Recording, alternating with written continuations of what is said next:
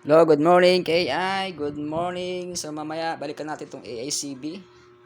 So dito tayo sa ating international news. Dun sa Middle East, ano ba ang nangyayari ngayon? So ito trending ngayon sa social media itong ah, isang soldier ng US. So nas mahigit. So 2 araw o 36 oras na pagtatago. Sugatang US pilot na nakaiwas sa paghuli matapos umakyat sa bundok at nagtago ito sa siwang ng mga bato sa Iran. So trending to. Okay? So basahin natin yung kanyang mula kay Ulat Bayan. So isang totoong bayani sa aksyon, US Air Force si Colonel nakaligtas matapos ma-shutdown sa loob ng teritoryo ng Iran. So isang colonel ng US Air Force ang tinaguriang totoong bayani sa aksyon matapos mabuhay sa isa sa pinakamatindi at mapanganib na karanasan sa likod ng mga linya ng kaaway sa kamakailang kasaysayan ng militar. So parang pelikula ito. So ang naturang opisyal ay sakay ng isang F-15 fighter jet nang ito ay tamaan at bumagsak sa himpapawid ng Iran. Salip na sumuko o agad na mahuli, ang sugatang airman ay nagpakita ng pambihirang tapang determinasyon upang mabuhay.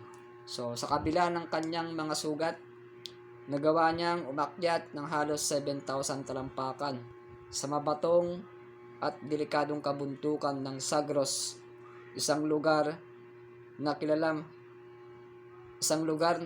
sa matarik at mapanganib na terrain. So doon nagtago siya sa isang makitid na siwang sa bundok habang patuloy siyang hinahabol ng mga persa ng kaaway sa loob ng mahigit 36 oras. So may 2 araw. Okay? So sa panahong iyon, umasa siya sa kanyang elite survival training at matinding lakas ng loob. So tinawagan niya yung mga kasamahan niya. So bit-bit lamang isang handgun at limitadong kagamitan. So naglakbay siya sa mapanganib na kapaligiran habang patuloy na nagsasagawa ng malawakang paghahanap ng mga Persang Iranian, kasama pa ang mga lokal na mandirigma.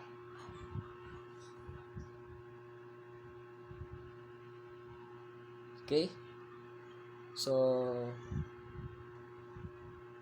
malawakang paghahanap. Sa panahong iyon, umasa siya sa kanyang elite survival at bit-bit lamang ang isang handgun at limitadong kagamitan. Naglakbay siya sa mapanganib na kapaligiran habang patuloy nagsasagawa ng malawakang paghanap ng mga Persang Iranian. So hinahanap siya ng mga Iranian. Kasama pa ang mga lokal na mandirigma na umano'y hinihikayat ng alok na gantimpala o bounty sa kanyang pagkakahuli. Ayan. So sa isang yugto ng operasyon, pinaniniwala ang libu-libong tauhan ang nakilahok sa paghanap sa kanya. So maraming mga Iranian ang naghahanap sa kanya at tumawag din siya ng tulong sa kanyang mga soldiers. Ayan. So, 2 naghahanap sa kanya, yung mga kasama niya at yung kanyang mga kaaway. So, pinalibutan ng kabundukan ng mga drone, ground patrols at search teams na nag-iikot sa lugar upang siya ay matuntun. Yan, gumamit ng mga paggamitang drone yung mga Iranian para hanapin siya. Okay? So, gayon pa man sa kabila ng matinding presyon at panganib, nagawa niyang umiwas sa pagkakahuli. Sa huli, matagumpay niyang na-activate ang isang emergency beacon mula sa kanyang pinagtataguan, isang critical na hakbang na nagbigay daan upang matukoy ng US forces ang kanyang eksaktong lokasyon.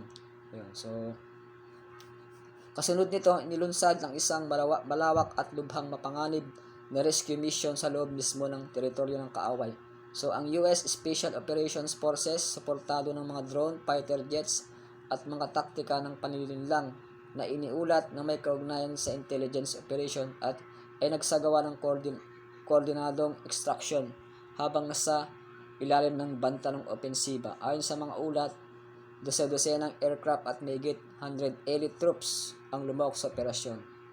So madaming mga elite troops, 100. Iniulat din ang ilang helicopters ay pinaputukan ng mga kaaway at may mga kagamitang sinira ng misyong Persa upang hindi ito mahulog sa kamay ng kalaban. Sa kabila ng matinding panganib at tensyon, matagumpay na nailigtas ang airman at nailipad palabas ng mapanganib na lugar patungo sa kaligtasan.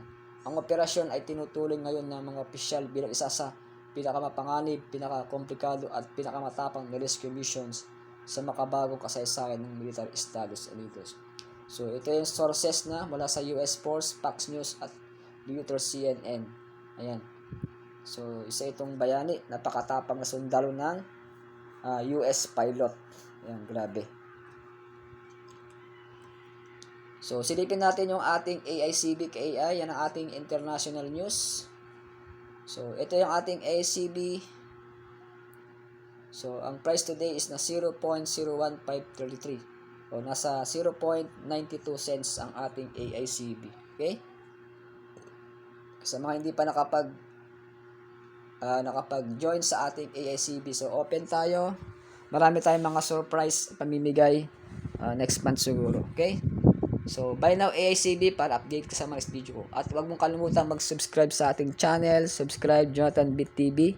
I-click mo yung notification bell at select mo yung all para update ka sa mga next video ko. Okay? So, hanggang dito lang muna. Thank you for watching. God bless day. See you tomorrow. This is Coach John. Bye-bye.